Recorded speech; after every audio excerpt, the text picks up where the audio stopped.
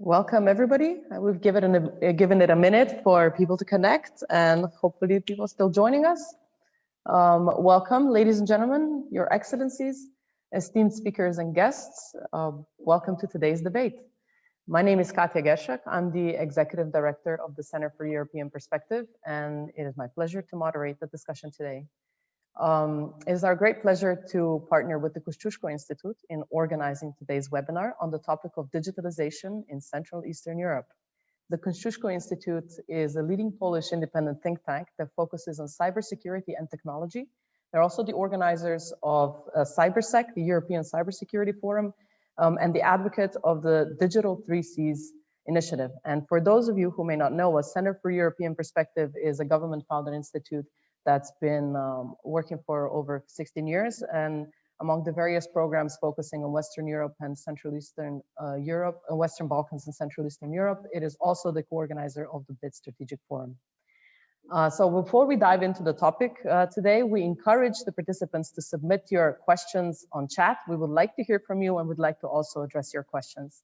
Now, first and foremost, most importantly, it is a great pleasure to welcome our distinguished panelists today. Mr. Peter Geršak, the State Secretary of the Ministry of Public Administration of the Republic of Slovenia. Mr. Robert Kośla, Director of the Department of Cybersecurity, the Chancellery of the Prime Minister of Poland. Ambassador Tadeusz Chomicki, Ambassador for Cyber and Tech Affairs, Security Policy Department of the Ministry of Foreign Affairs of Poland. And Ambassador Nele Leosk, Ambassador at Large for Digital Affairs at the Ministry of Foreign Affairs of the Republic of Estonia. And of course, Izabela Albrycht, the chair of the Kosciuszko Institute.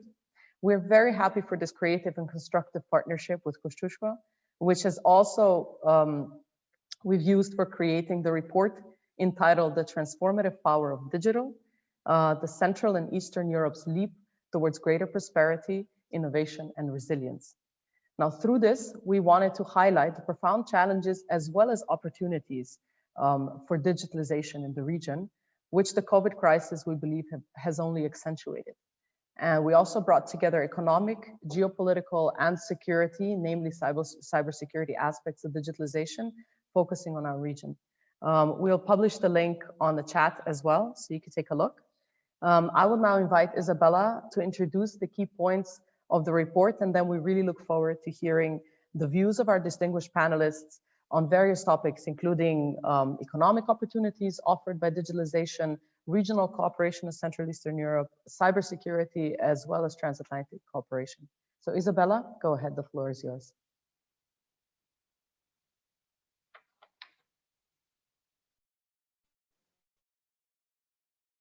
Can you hear me? Yes, I think so. Yes, okay. You're good. Thank you so much, Katja, for your kind introduction. Good morning, ladies and gentlemen. Also, Katja, let me start by thanking Center for European Perspective for initiating our collaboration, which resulted in the report, The Transformative Power of Digital. And this fruit of our work covers a topic of critical importance for our countries and the CE region and EU en bloc. Back in 2018, my think tank, the Kosciuszko Institute, has in fact launched the Digital 3Cs initiative with 11 points to be included in the upgrade of the 3Cs initiative once we think about its development and its future. In 2021, those points are still valid and relevant and have been also in some parts recalled in the report presented to you today. The report is focused on important arguments and recommendations regarding prosperity, security, and the best possible way forward in the COVID and post-COVID era for Central Eastern Europe. And this era is, in fact, a beginning of new digitally augmented age in which paradigms are shifting.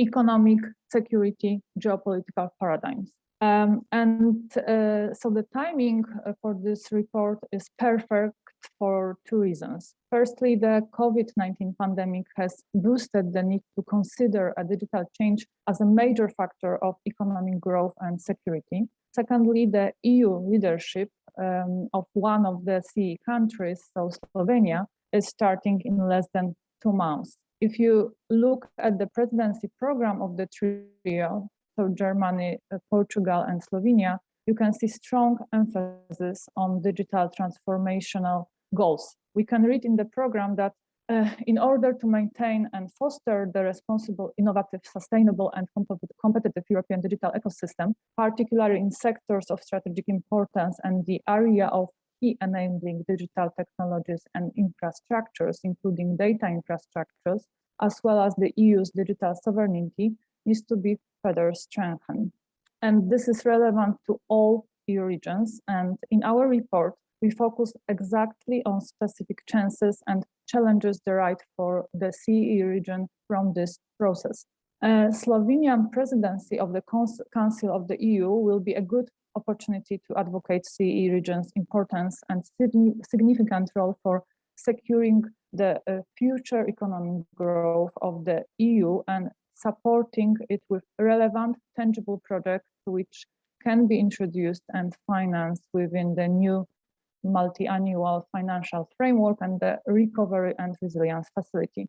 And our report boils down to the conclusion that digital transformation requires building relevant capabilities and implementing cybersecurity measures in a whole value chain of this process. It also takes regional cooperation and reaching out to EU and transatlantic partners. The EU itself should provide appropriate support, and the notion of understanding that the resilience of CEE in terms of turbulent digital and economic changes, as well as cybersecurity, means the resilience of the entire EU. And if the EU wants to be a global player in the digital era, it has to foster the potential of the CEE and consider it as its very asset, helping it in advancing the important processes, such as building its internal resilience, coherence, and economic strength. So how do we understand the importance of digital transformation for CE?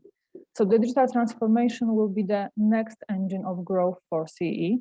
It is both necessary and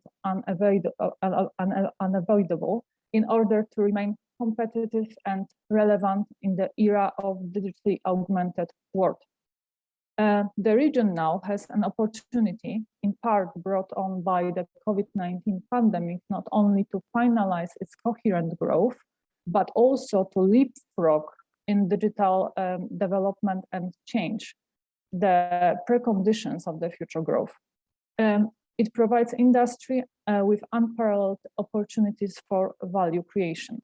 We stated in the report that because of the COVID-19 driven fast forward digital change, CE can skip a generation in the development of the digital economy and remote working. And thanks to digital transformation, the CEE region can enhance and boost the post-COVID recovery because digitization is the only way forward for CE. Digital transformation can also help to turn the tide of the process which was observed before the pandemic. So the slowdown of the economic growth.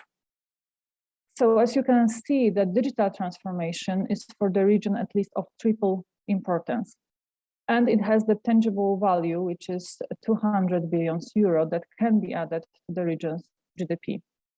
The CE region needs new impetus for development, and it needs it now.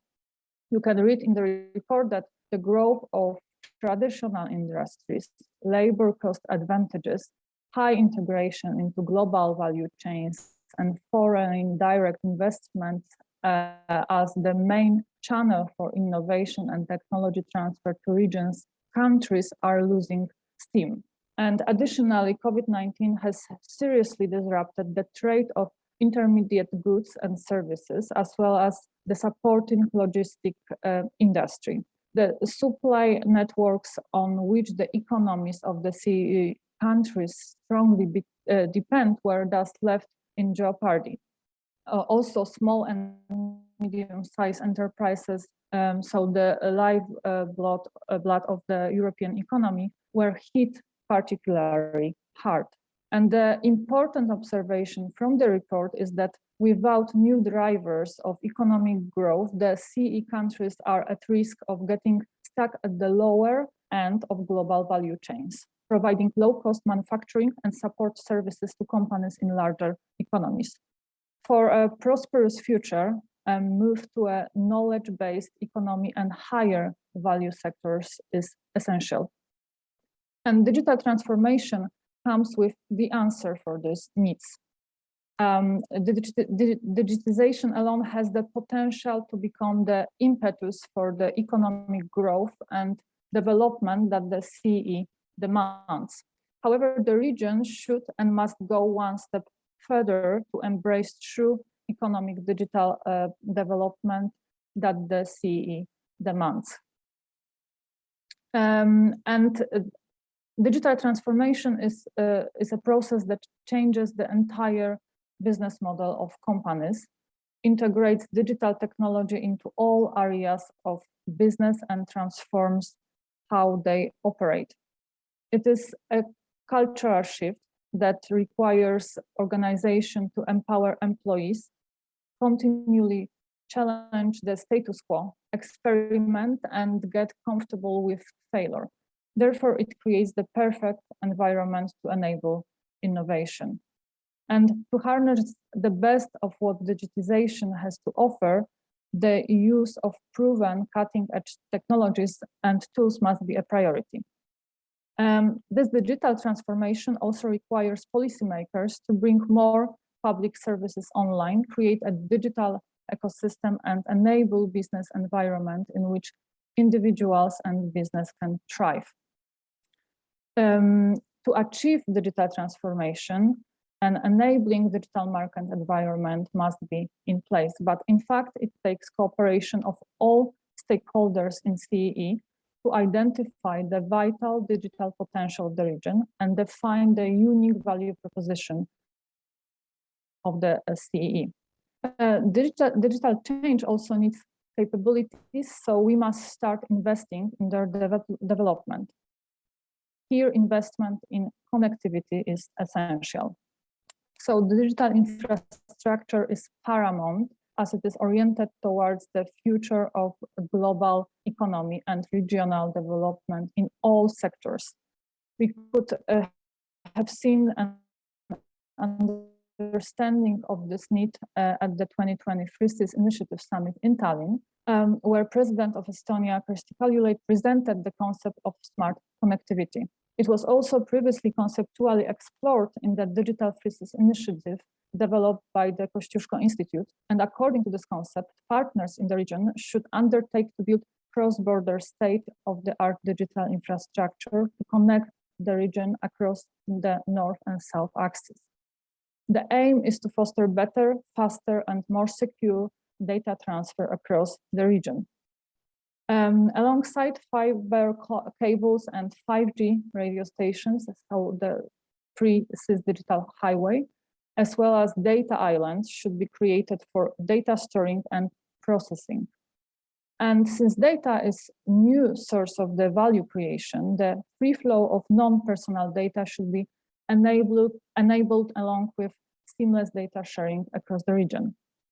It should be accompanied by further development of local cross-border infrastructure projects, investments in emerging and disruptive technologies, and joint initiatives to tackle development and integration challenges with these new technologies. Additionally, the entire digital ecosystem of CEE needs to be boosted through international and interregional cooperation based on a shared and comprehensive understanding of the transformative role of digital technologies in the contemporary society and economy. It requires concerted effort within the EU, and the CE countries should develop a common strategic and values-based approach towards new digital technologies. The report is de facto also a manifesto of values we all need to secure in the new digital world.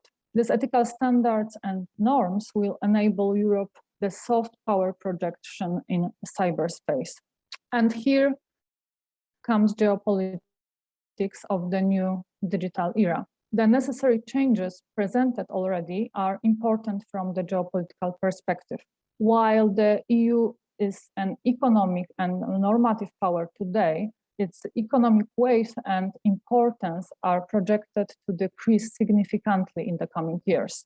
The EU's share of world's GDP is decreasing rapidly, and it will continue to do so in the coming decades. The decline in European economic power will have an important impact on the EU's geopolitical position and its ability to influence world affairs.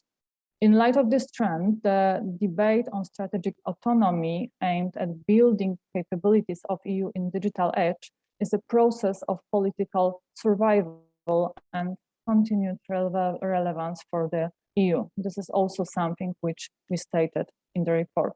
And here CEE countries must actively contribute to this discussion, and regional cooperation on this important issue is crucial. Geopolitically, it is the CEE region that will play a key role in the resilience of the entire EU and NATO in the coming decades. This region is of special interest of both China and Russia, and we can expect CEE to be particularly exposed as these two powers compete for influence also in cyberspace. CEE countries as members of NATO should also engage in further cooperation within the alliance. We stated in the paper that so far the transatlantic alliance has remained the most adaptive and robust framework to collectively hedge against new forms of cyber and hybrid threats. Technological advancements and resources need to be pooled. Such an approach is necessary to ensure that the transatlantic allies maintain their technological edge and are able to address the challenges of the shifting geopolitical order efficiently. And all stakeholders in the region need to also remember that once we are getting more and more advanced in digital transformation, the cyber threat landscape is getting more and more complicated. CEE is a region with a history of being particularly exposed to new forms of aggression enabled by digital technologies. It witnessed some of the first cyber attacks performed against a nation state. Therefore, in the report, we concluded that CEE is a region subjected to constant pressures originating from cyberspace. And consequently, the region must not only protect itself against cyber threats, but also develop mechanisms to strengthen its resilience and ability to bounce back from disruptions when they materialize. And to this end, we recommended that cybersecurity by design needs to be embedded in all infrastructure development projects in the region. And there are a couple of other recommendations for the region's cybersecurity capacity building in the paper, which we all should embrace, and also the Cybersec Forum, which the Kosciuszko Institute has been organizing for 7 years now, is going to consequently promote.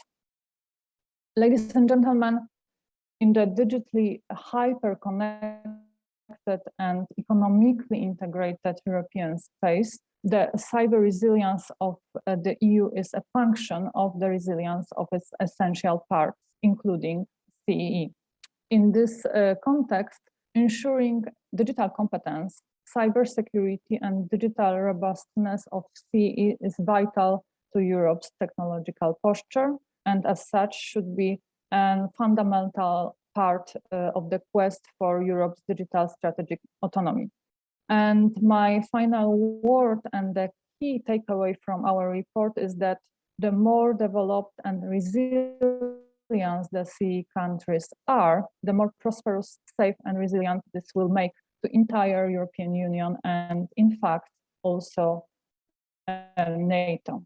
It is a message for EU, and I believe it will be delivered to it by the Slovenian presidency.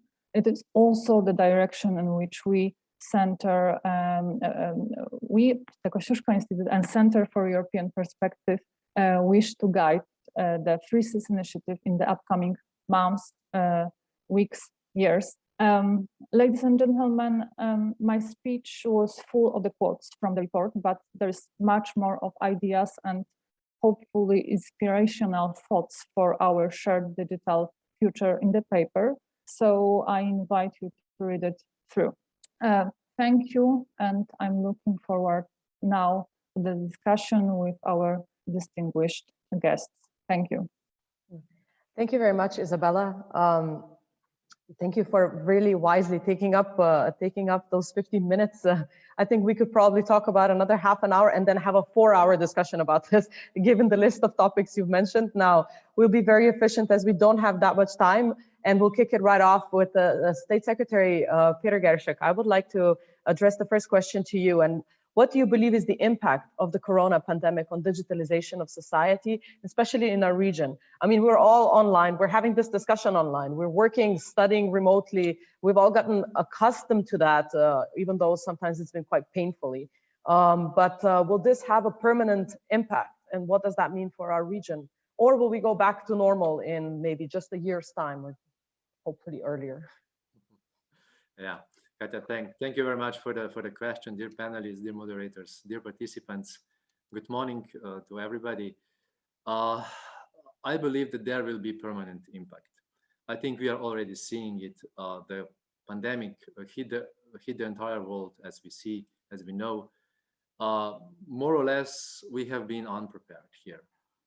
And the societies which has been digitalized, we see that they are better, let's put that, surviving the pandemic. Yeah. And I think, yes, there will be permanent impact. So if I put some examples on the table from the Slovenia, the Slovenian digital sector has actually, with its services, infrastructure, ICT, and so on, has greatly supported the functioning of the economy, governmental services, educational system, and societies as a whole. And for example, the majority of citizens successfully worked, learned, and performed actually the activities from home. In public admin, we shifted basically overnight to the remote work. 70% of civil servants has worked in the first wave from home. In the second wave, now in this how we say it, hot wave, it's actually 50%. So in government administration, where Ministry of Public Administration is serving the institutions and ministries, like 200 of institutions, we have grew the remote accesses over 10 times in that period. And in the last year, March, April, very, very, very rapidly. So, for example, also the government, e-government portal for citizens, the growth increase of users, 600% in filed applications, forums, yeah, in that time. So very, very, very steep growth. 300 increase of new users, and visitors, yeah. So the COVID pandemic has accelerated digitalization, accelerated acquiring of digital skills, yeah. However, it has also exposed some shortcomings and risks we have, for example, in our digital, yeah.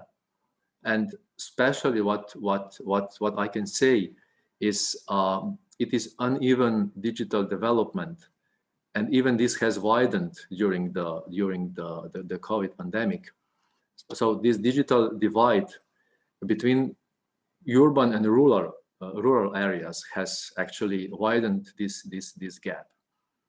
So that's why we need to actually to address the questions of digital inclusion, digital literacy, and internet access even more as we did in the past. So I firmly believe that the permanent impact of COVID-19 pandemic on digitalization of the society, it is here. It will be in the future as well. As we know, teleworking, it's a new normal. conferences, conventions. We are now just as I think Izabela mentioned, less than 2 months from the presidency. We are planning the conferences to be virtual, because there are also some hybrid, maybe conference by conference to be face-to-face on site, but in general, the rule is video conferencing, virtual conferences, and 1 month before the conference, actually, we will decide how this will be, because the pandemic is, it has many phases. So training, for example, we had not so many online trainings in government, for example, before the pandemic. Now we have done a lot of virtual trainings. Basically, every training is basically now taken, even the exams virtual. Yeah. Then what we also need to see better and do better is the user experience, digital user experience with our, for example, governmental services. That's something what we have learned. We have to do it better. We have to co-create it with citizens. The same is valid for businesses. Also, we see that data analytics and artificial intelligence will be more and more used in the future. For example, we are building digital twin of Slovenia right now, in order to have better decision making in the future. Yeah, and two most important things, I think, is so the digital skills growth. That's something we have to really focus on.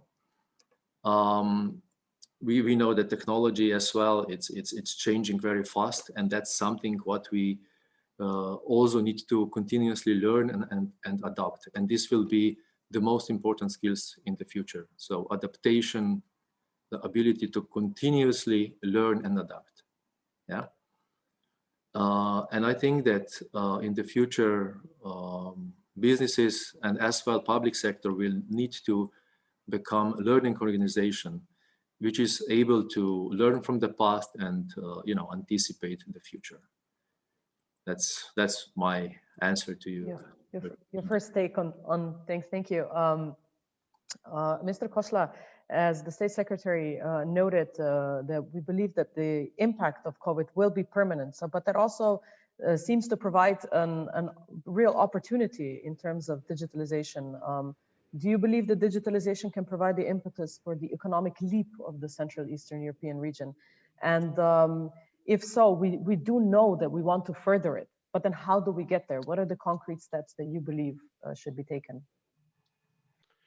Yes, thank you very much for this question. And of course, I'm in much comfortable situation right now after presentation of the report, because a lot of activities and proposals been already presented by Izabela. So of course, talking about digital transformation and the impact, how we can do it, and how we can leverage the current situation, how can we develop our economies through digital transformation. We need to, of course, recognize the nature of the digital transformation. That is, it's more about soft power rather than hard power, but it's soft power, but with hard impact. That's what we already discussed. What is quite important also, this is a completely asymmetric type of transformation. In the past, heavy transformations required a lot of resources, a lot of course, natural engagements. In case of the digital transformation, it's more about ideas. It's more about mindsets, of course, changes in our mindsets. That's how we can shift our cultural behaviors from a classic kinetic type of or analog behavior into more dependent on digital services availability. As well, I think it's also what we will see, much bigger investment in algorithms. All components are necessary actually for our region, and we have it. We have great ideas, we have great minds, we have great actually foundation to develop algorithms, because of a very flexible and very effective education systems that we have. So of course, after economic transformation of the 90s, after communist collapse in our region, I think that's it was very challenging for us, but it was the first transformation that we as a Central Eastern Europe went through successfully. And it was not easy, as we know very well. It's moving from a communist type of economy, of course, everything is centralized with a very low recognition for individual activities. For the last 30 years, I think we developed our skills, we developed our capabilities that will only strengthen our approach towards the results of digital transformation. So it's, as I said, it's it's less about heavy infrastructures. Of course, we need infrastructure because we need digital infrastructure, but it was already discussed. But it's more about the future type of infrastructure that is needed, of course, fiber optics, about mobile communication. We cannot forget about silicon and manufacturing capabilities to support digital transformation, as already addressed in the report. We cannot forget about supply chain, and we should focus on development our local manufacturing capabilities, even in the scale, maybe not global, but working together, building the new supply chain composed of the capabilities present in our countries in Central Eastern Europe, taking the best of that. This is something that we can actually succeed with digital transformation. And of course, looking at our experiences, our countries' experiences, Slovenia, of course, Estonia, Poland, our development for the last 30 years, and our investment in digital services to catch up with Western European countries, we are in very good position to really implement the digital transformation. Of course, I believe during our discussion, we'll come back to some receipts, some ideas how to do it from the national perspective and what are the proposals of the specific projects. I will be happy to address them later. But of course, we should recognize the facts. We should recognize the presence of national strategies that will support both digital transformation and cybersecurity capabilities development. Of course, we can recognize how of both national strategies been adopted, how many components been adopted into European strategy, and of course for the next time frame. So the strategy presented in December last year, talking about, of course, regional collaboration, talking about investments, talking about, of course, recognition for the local development, R&D capabilities. So, of course, coming back to what do we need? We need, and we have it already. We have strategies. We need implementation plans, and what do we need? We need money. So we need funds that been already. I think our parliaments already worked on the resiliency and recovery and resiliency plans, but those are not all the sources. And I believe we will have a chance also to go deeper into this topic. Thank you. Thank you.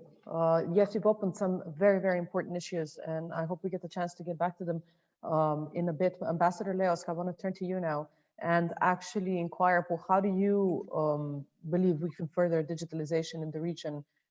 We've heard that we do have the right foundations. Is more cooperation within CEE a prerequisite? Is that the next natural step forward? What's your opinion? Thank you very much. The reason why I have the world behind you is actually related to one of the takeaways that I would like to address before going to how we can take our development further from there. I think this COVID crisis has clearly proved us that we are very similar across the world, and our problems are very similar, and our solutions to these problems have also been similar across all the countries in the world, because, as was also mentioned, we all needed to continue education, we needed to continue healthcare services, and so forth.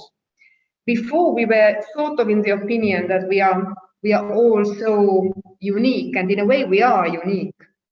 But it had resulted in a lot of duplicative developments in digitalization, whereas now, post-COVID, or unfortunately still in the middle of the COVID, we can see that there is a sort of movement towards standard setting in digital transformation, and international organizations and a lot of national governments are actually cooperating in setting this standard digital architecture, or these different components that make this digital society that we are living. And what I see or find important is that the countries that have gathered here today, but also Europe, needs to strengthen its position in standard setting in digitalization, whether it comes now to identity, data, or something else. And currently in Europe, there is a movement towards European cloud infrastructure that would sort of allow for the sharing of data, or the free movement of data, that was also mentioned as an essential cornerstone of digitalization, and I would say probably one of the most important ones, considering our economic growth also in the future. We have to increase our role in the European standard setting as Eastern and Central European countries, but also in several areas Europe has to strengthen its position. For example, base data standard setting that is currently not under the control of the European experts. So this is what I would like to perhaps stress from my side. And here, of course, as we can see, the cooperation mechanisms are no longer only regional, but they are global. Yes, it's very important to note that. I just want to go back very quickly to State Secretary Geršak. We are on the verge of Slovenian presidency, a very important time for us, and also a time for of great opportunities, I believe. So what are the concrete steps that we will be taking as Slovenia in addressing this issue? How are we going to advance digitalization? If I know you cannot talk about everything, but you can give us a bit of a preview of what's to come in the next 6 months. Yeah. Okay, thanks for the excellent question. So we strongly agree for the ones who know the digital compass, that's the way forward also for Slovenia. So it's digital skills growth in population, it's highly skilled professionals, is digital infrastructure secured and plentiful of it, substantial digital infrastructure, and of course is digital transformation of businesses and public administration. Yeah, that's in a high level. Yeah. So to be very concrete, what we need to do, we need to put our citizen, our user in a front seat. That's what we have learned also from the pandemic, why we are not actually in Slovenia using enough digital services from public administration, for example, is because they are complex, they are not really user-friendly, and hey, people do need a qualified digital certificate, and it's quite a mystery still how to use it. Yeah, and what we are also working in the next 6 months among the other ministries as well, we are actually renewing the strategies. Yeah, and the strategies about industrial strategy, strategy about digital Slovenia, about smart specialization strategy, about research and development. And I think it's just the right time, because we have as well resilience and recovery funds. We have new cohesion schema is coming. Also, we can redo plans on the old cohesion schema on the project and so on. And this and also other financial instruments, and we can plan all this together. But as we know, we have to put in the strategies as well KPIs. And then what is actually very, very simple on the paper, but it's very hard to do then in the real life, is to execute the strategy, govern it and execute it. And that's something I think we really need to look forward how to see it. But in the next 6 months, it's quite a short time, I would say. What we are planning is to actually put EID, so electronic identification on the biometric ID, which we will issue, I believe, just 1st of January next year. So there will be EID with NFC chip. And this is what we are just right now doing a strategy, how we will do this in a PR way, that people will start to use it, because the penetration of EID, it's like, you know, it's 90% of people for sure, you know, has it. So it's our easiest way how to penetrate with EID, and how our e-government and other services will get used even more. So our initiative is digital first. For those who know what this is, means that let's do whatever it's possible digital first. If possible, then let's do it in some analog way. As well, we are doing this showrooms during the presidency in September. Our artificial intelligence focus will be on artificial intelligence, where Slovenia is one of the countries with the most researchers on AI per capita in the world. We are also building this digital twin. So we also have to adopt some simplified legislation that digitalization also for the businesses and economy will be simpler.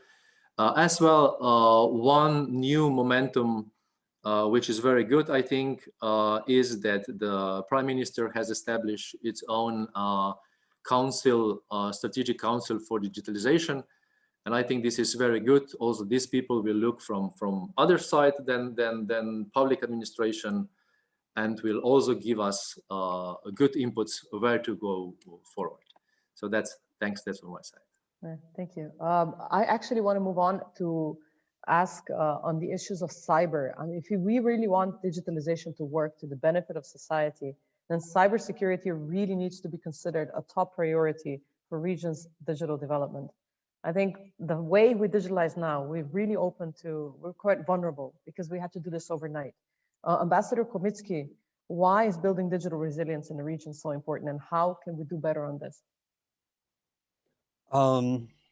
Good morning, everyone, and thank you for inviting me to this panel.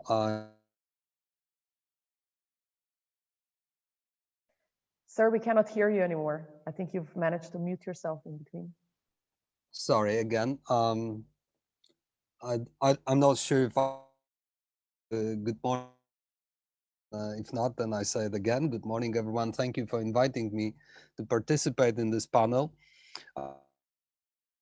The speakers drawing a very extensive, large-scale picture of what we need to do to survive.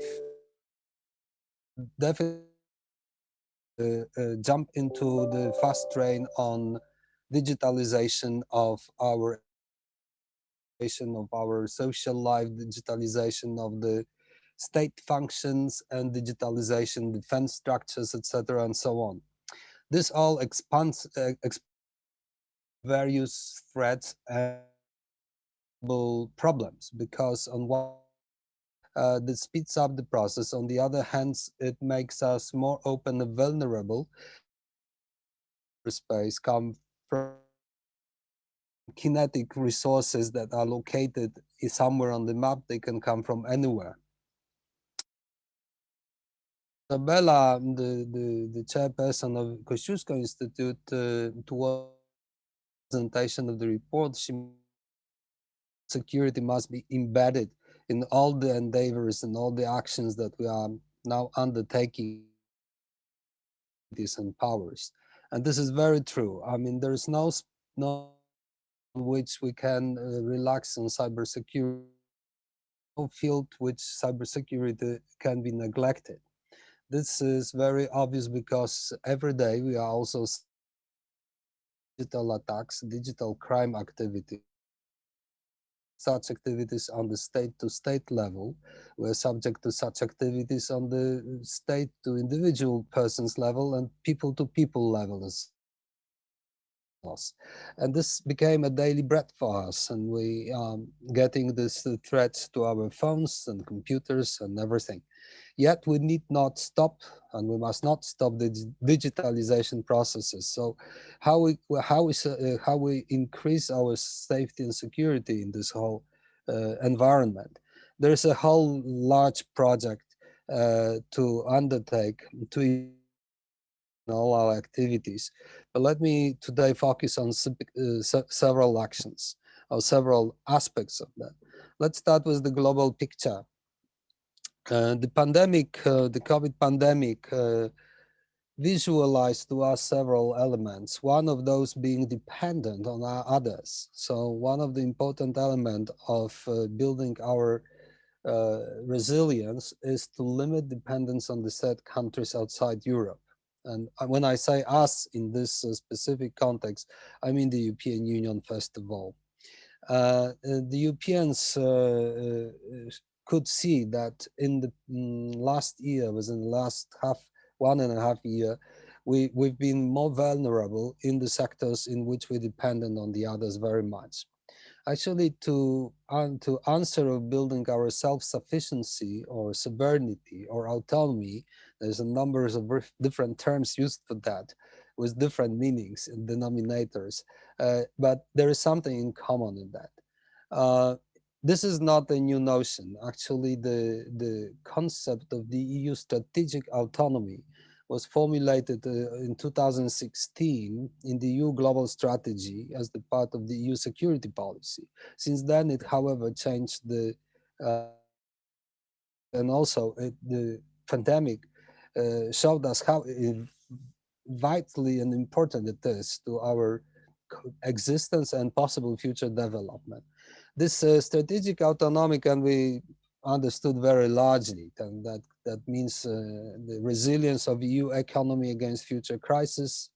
This is the rebuilding some of the production processes, of the value chains back to the Europe, because many of them were outsourced outside Europe, and we found out we cannot actually sustain this supply chains because we depend on the non-European partners. Then can be finally the strengthening EU international position in the geopolitical world of rivalry and challenges to the multilateralism. This wide dimensions can be, of course, applied to many sectors and can be medicines. We've seen it very clearly that pharmaceuticals, medical supplies were very important. That can be new economy developments, there may be renewable energy resources, but narrowing it down to digital sphere and cyber, let's say the mobile networks, internet things, of things, the artificial intelligence and the new technologies, which are key elements for the future possible development, but also the areas which are also exposed to the threats and the pressures from the said parties. So one of the responses is we need to build up the European sovereignty, and we need to increase the European sovereignty, and we need to increase the European resilience. There has been a number of documents worked out in Europe in this respect. Some of them have a status of the project, some of them adopted documents. The similar work is being done within NATO infrastructure, within NATO framework. For us here today at this table, it overlaps, in fact, in many aspects. But certainly there is some major lines to take. I believe personally that we really need to increase our self-sufficiency or sovereignty in digital world. And how to do it, I will say in a minute. But one element is that we must not do it at the expense of our strategic security alliances, which are taking the form of transatlantic cooperation within the NATO. So while we're building up our European autonomy, we must choose carefully the partners with whom we do it in parallel, or at least with against whom we are not doing this. We're not building our autonomy against our partners, because working on defining the strategic autonomy understood as the resilience, increasing resilience of Europe against pressure from the third countries and strengthening the EU capabilities to reach our goals in the international area must be understood and jointly accepted by the member states. So in the technological sense, can Europe achieve autonomy and sovereignty in a short time? No, it cannot. We are still dependent on suppliers which are outside Europe. And in a short time, we cannot do it. We can try to identify the critical technologies and capabilities where Europe should increase its self-sufficiency. But since it won't happen tomorrow, we shall try to operationalize the notion of trust. Why? Because since we won't have all the needed technological capabilities to ensure Europe's full autonomy in cyberspace, we will continuously need to rely on non-European partner supplies and resources. The operationalization of trust is very important and yet difficult. I would say that one of the most effective politicians of 20th century, Vladimir Ilyich Comrade Lenin, he used to quote old Russian proverb, "Доверяй, но проверяй," trust but verify. This saying became a favorite one to President Reagan when he dealt with START negotiations with the Soviet Union. And I think it's always true. So how we can operationalize the trust? With whom we shall work in developing our autonomy or self-sufficiency? Well, this is a matter of technical aspects of our operationalization of this trust, but it's also a matter of sharing values and principles on which our societies and statehoods are based upon, right? So without looking into map, because Ambassador has the map behind her, without even looking into this map, we can fairly easily identify where we have partners a system of values and which we share views on how the societies and statehood should be organized. We share them closer with the other partners. So when we choose the operationalization of the trust based on the values and principles, the answer is simple: with whom we shall work. If we do it on the technical level, we are implementing solutions into European documents and directives, as well as the national systems, which is verifying supply chains. We in Poland, and sitting here, my colleague and friend, Director Kośla, is the leading factor in amending our national law on cybersecurity system, national cybersecurity system, where we are introducing the term of verified trusted supplier. And this is a technical operation. This is a technical term because the trust is also hidden in technologies. We need to verify these technologies, especially when we look upon the supply chains. So between this technical operationalization and the value-based operationalization, we need to find out with whom we want to work until we build our trust, our autonomy and self-sufficiency to the degree that our dependence will be lowered.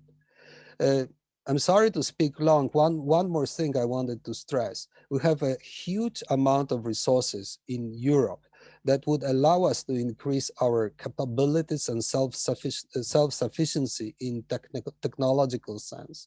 The major problem is that these resources in Europe are very fragmented.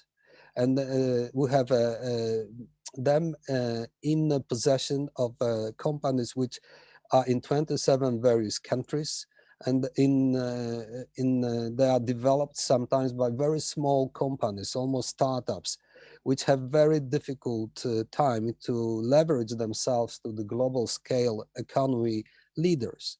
And we can't change it overnight, but we can do it in the process that we have started already.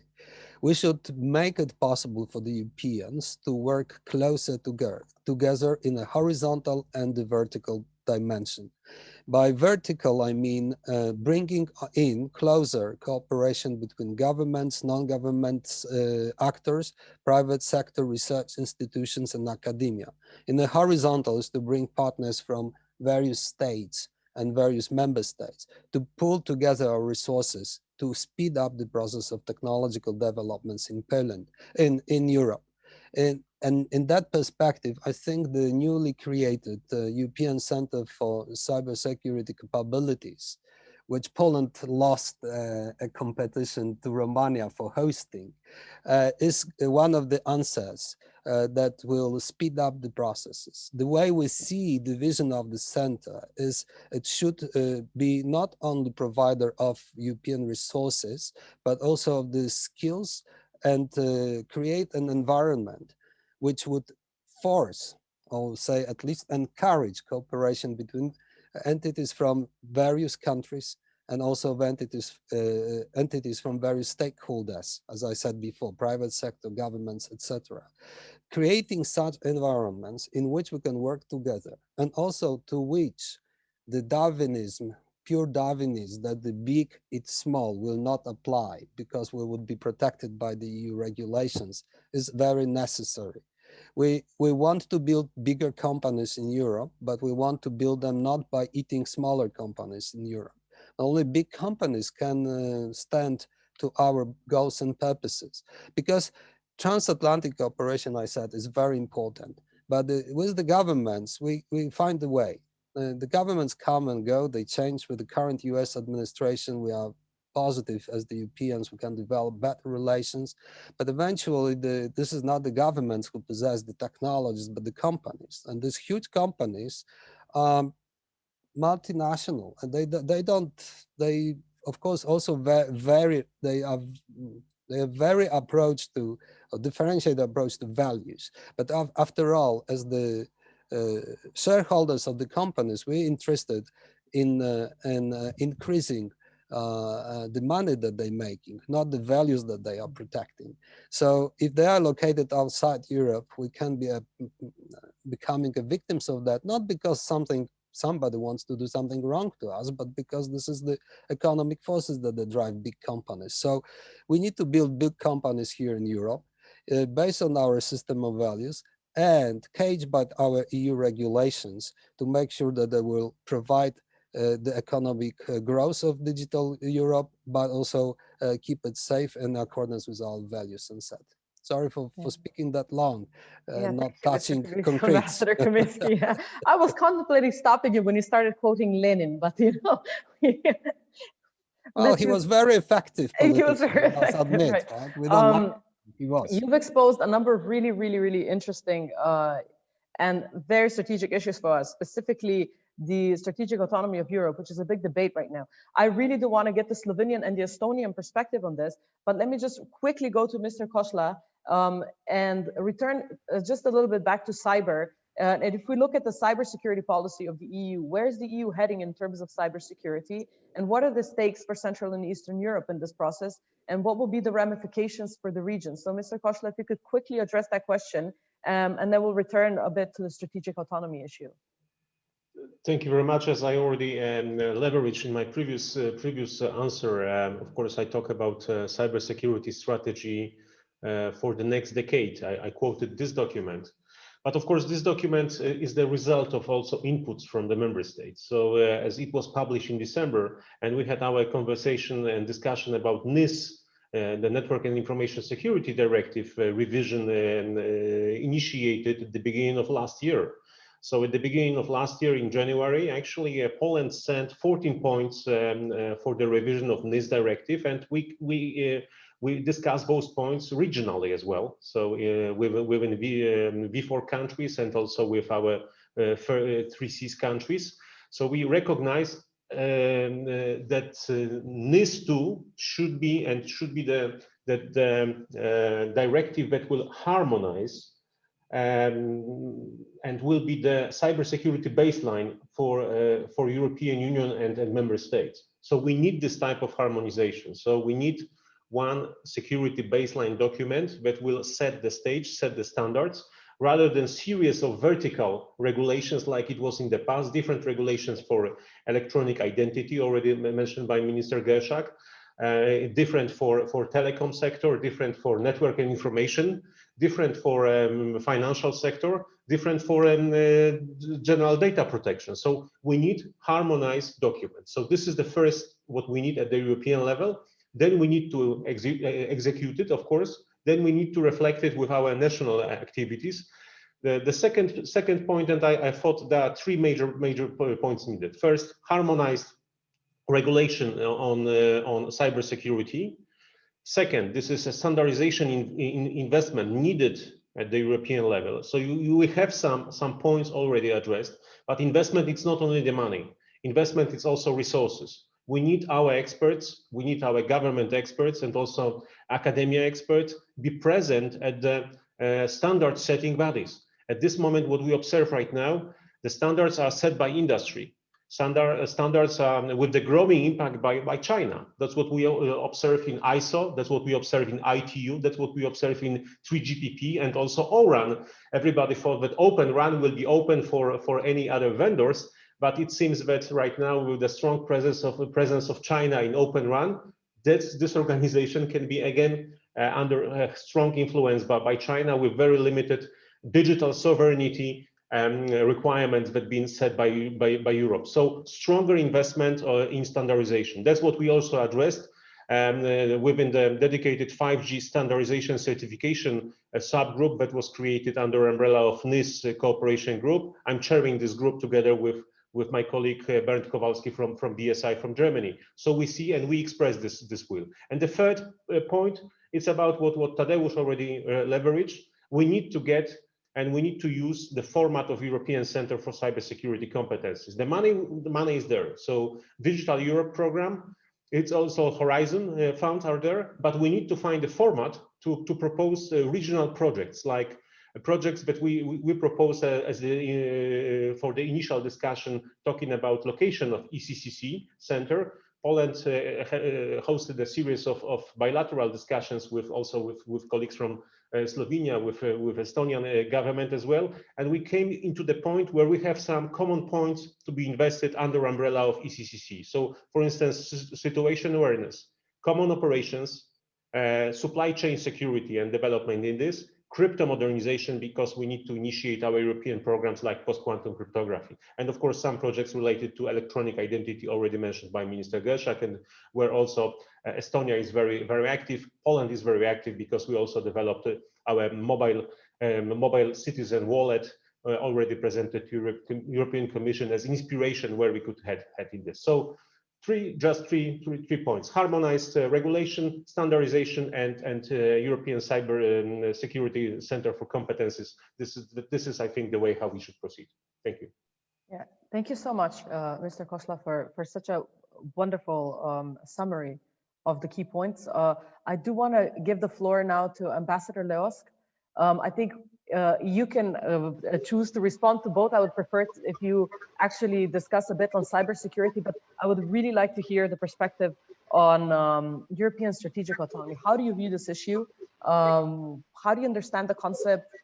Are we striving towards self-sufficiency, and how do we balance that so that it's not at the expense of our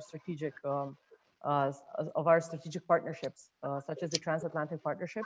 I will also encourage the participants. We are in the last 10 minutes of the discussion. Hence, in my time, we're running out of time, so to speak. We have one question which has been addressed, and I will get. Please, if you have any other questions, do submit them now. Now will be the last time to do that. Thank you. Go ahead, madam.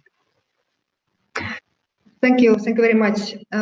So it is indeed so that the role of digital technologies in foreign politics has been heavily increasing in the past years, and one of the reasons, as also referred to, is the fact that technologies and their use goes across the borders of national governments, and this poses of course, interdependencies and risks. So when these, let's say, the role of technologies was more discussed in foreign politics, it centered around the cyber diplomacy and cyber threats. And this has also been largely what we have been discussing here today. So, and when we look at what the cyber defense or cybersecurity means, it doesn't mean much more than the protection of our data and databases and information systems. And here, of course, one way we can set rules, either international or regional, and standards, and follow them. We can build a mechanism in our national countries how to respond to these incidents or threats that may happen, and that will always take place no matter how securely we build our information systems and our digital solutions. But on the other hand, it's about how well our digital society is functioning. And this is where we in Estonia see a key here. We need to be ready as citizens, government officials, enterprises, to be able to use and make a profitable use of these digital technologies. And this, of course, is related to very different aspects, whether it comes down to the secure identity and the use of identity, data and data protection, and so forth. But this would take me as a digital ambassador to, in other points that I would like to make, is that more and more we see that digital technologies in foreign politics do not serve only defense as the main aim of our work, but they actually serve local and national economic policies and also social politics, because digital economy and the role of digital economy is increasing, and all countries understand that they have to keep up with the pace of technological developments to sustain their economic model, and that in turn influences our social model. So we see the rise of digital diplomacy actually in parallel with cyber diplomacy, and as we saw last year, Denmark developed its digital diplomacy strategy, as did Switzerland, and it also sets objectives on how to sustain the position in digital in an international arena. Because when we look, for example, Estonia is one of the, if not the most advanced digital societies, but we entirely, I would say, depend on the technologies that have been developed somewhere else. We have been just on the verge or on the top of this development to know how to use these technologies best.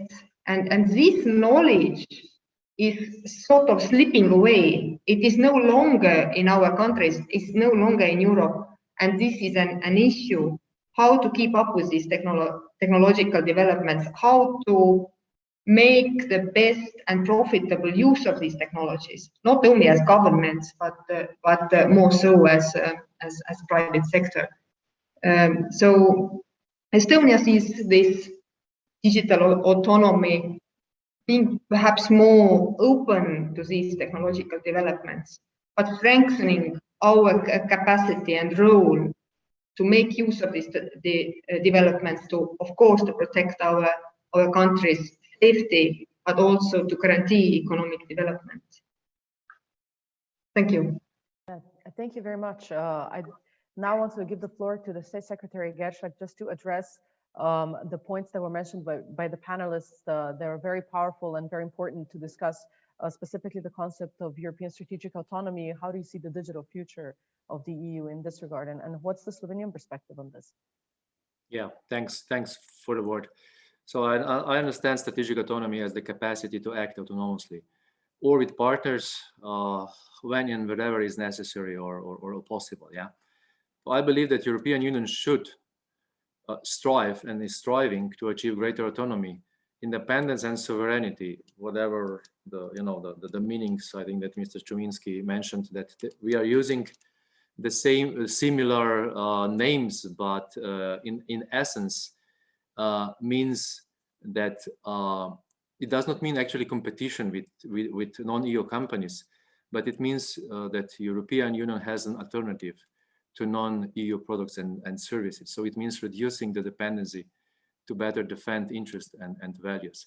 And I think that from the 2016s, where the first was like a military focus, it cannot go without economy, and digitalization is everywhere as well.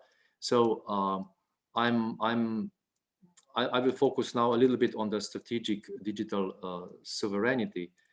And I think this is becoming more and more relevant, especially now with the COVID pandemic. We saw the supply of microprocessors, laptops, telecom infrastructure. We have been dependent as European Union from others. So how we will solve that? Are we struggling? I think yes, we are struggling, but I think this is the only way forward. Otherwise, EU will become irrelevant as a global player. I think that we have the capacity, we have the strength.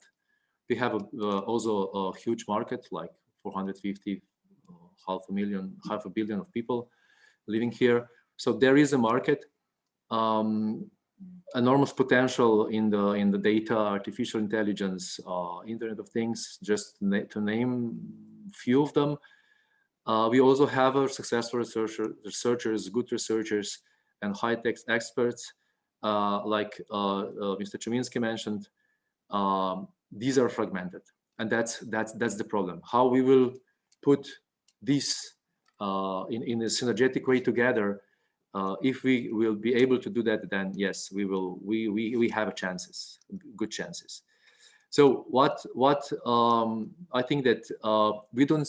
The EU is not seeking to be stronger, to be more self-centered. No, I think it's quite opposite. We strive to be strong and to look outwards, beyond our borders, and to contribute to a better, fairer, and greener world. Thanks. Thank you. I would, as promised, want to address the question, and it's a really great question from the audience by Wolfgang Kleinwachter. Strengthening the digital single market within the EU should have first priority and a starting point for enhanced transatlantic partnership. This will not be easy. Do the panelists have any ideas how to manage differences between EU and US in areas like data protection, platform regulation, digital taxation, and AI regulation? Now, I know that we could spend another hour on this topic, and it's very, very important to address. So we are almost out of time, but I do want to address the transatlantic partnership, which I believe is very important. And so would like to perhaps ask Mr. Chomicki to be very short, and then other panelists, please raise your hand to address the question that was posed by Wolfgang. It's a huge topic, of course. I'd say yes, shows differences between dealing with governments and dealing with companies.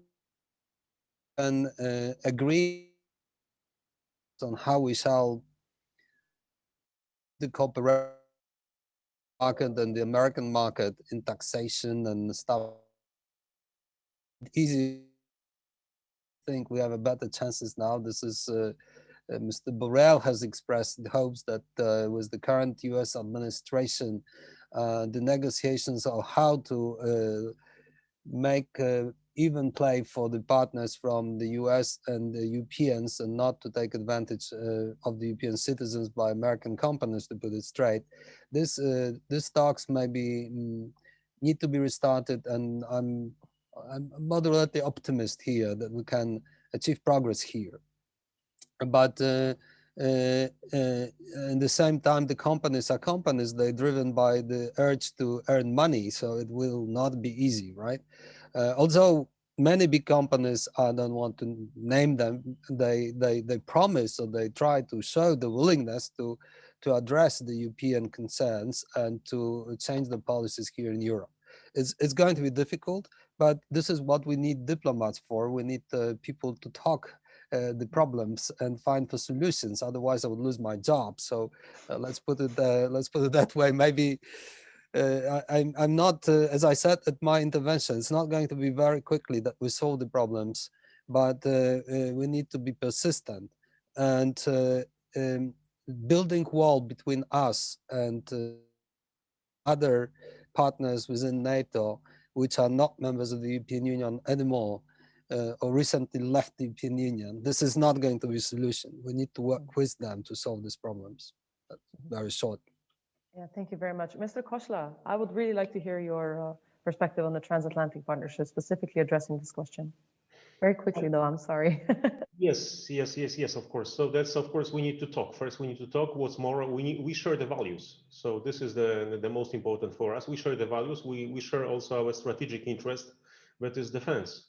So we need to protect ourselves. And I think there is no alternative. So we should identify the way how we will proceed and how we make the approach to data protection symmetric.